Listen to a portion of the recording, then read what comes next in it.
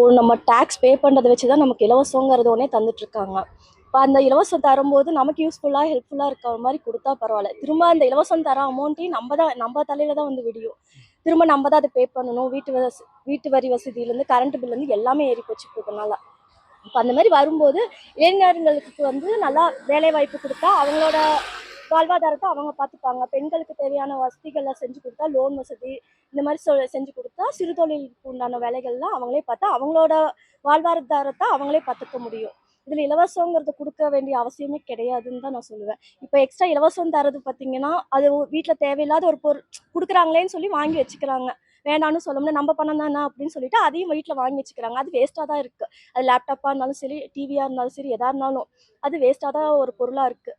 அதுவே மக்களுக்கு உபயோகமாக இருக்கிற பொருட்களாக அவங்களுக்கு என்ன தேவைகள்னு பார்த்து கொடுத்தோம்னா இன்னும் ஹெல்ப்ஃபுல்லாக இருக்கும் அது.